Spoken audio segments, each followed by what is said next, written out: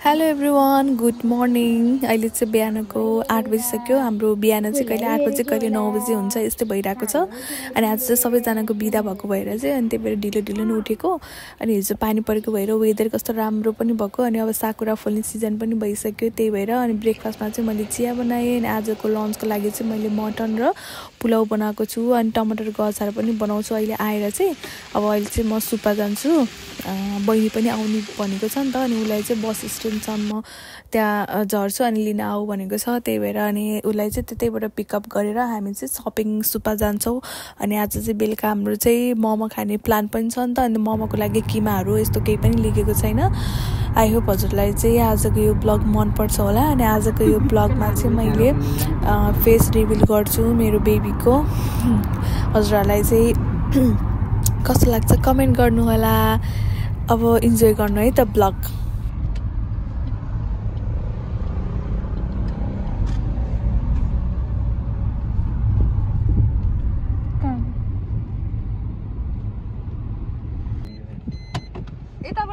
यताबाट त्यो baby seat छ के ल बहिनी पनि आउनु भयो।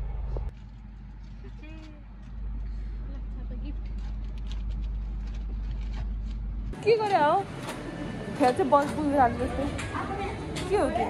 चाहिँ सपिङ गरिसकेपछि चाहिँ अनि बेबी सपमा पनि पस्नुपर्ने काम थियो। अहिले चाहिँ अझै पनि जापानमा चाहिँ समर स्टार्ट भएको छैन कि, अहिले नि पानी परिरहेको भएर अलि जाडो जाडो नै छ। अनि मैले विन्टरको त्यो ट्राउजरहरू किन्नुपर्ने थियो कि, अनि ट्राउजर छ कि भनेर हेर्न गएको त सबै समरको कलेक्सनहरू आइसकेको रहेछ कि। अनि अझै समर कलेक्सनको ड्रेसहरू किन्न त अझै बाँकी नै छ। अहिले नै अझै धेरै जाडो हुन्छ नि त। अनि त्यही भएर म त विन्टरको लागि हेर्न गएको, खासै केही पनि रहेनछ। अनि उसको लागि अटी पनि रहेनछ। अनि यस्तो यो अरू त मैले किनिसकेको थिएँ। अनि ट्राउजर चाहिँ चाहिएको थियो, पाइनँ। अनि हामी चाहिँ त्यहाँबाट केही नकिनिकन फर्कियौँ घर।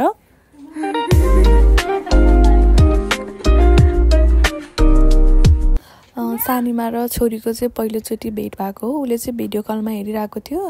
तर पहिलोचोटि भेट्दाखेरि पहिलोचोटि अनुहार हेर्दा चाहिँ हाम्रो नेपालमा चाहिँ पैसा दिने चलन छ। उनीहरू दुईजना चाहिँ अब यहाँ स्पेन्ड गरिरहेको छ टाइम। आएर चाहिँ छिटो छिटो मैले अचार प्राउन पापड फुराएँ। अनि उसले चाहिँ खाना नखाइकन आएको थियो नि त, भोक लागेको हुन्छ।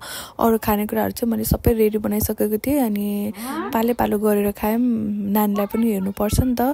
बाबु चाहिँ अहिले स्कुल गएको भएर अलिकति सजिलो छ। अनि ऊ चाहिँ भाँडा मात्दैछ। अनि मैले चाहिँ उसलाई जिस्काइरहेको छु कि दिदीको घर आएपछि चाहिँ यसरी भाँडा माझ्नुपर्छ भनेर। अनि हामी चाहिँ एकछिन टाइम स्पेन्ड गऱ्यौँ हामी तिनजना मिलेर टिकटक बनाउने यताउता गरेर।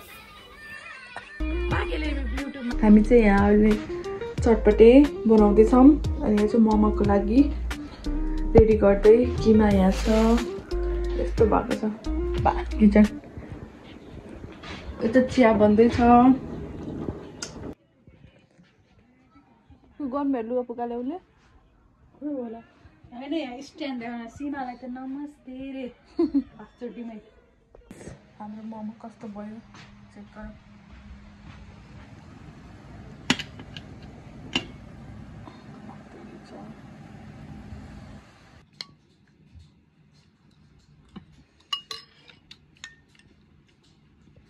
उहाँ हुनुहुन्छ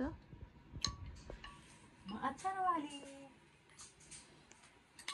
के अरे भाडा राख्न नपाउँदा म भइहाल्छु होला। उठ्ने बेलामा पूजा है भन्दा चाहिँ घर पुगिसकेको पूजा है त भन्दा घर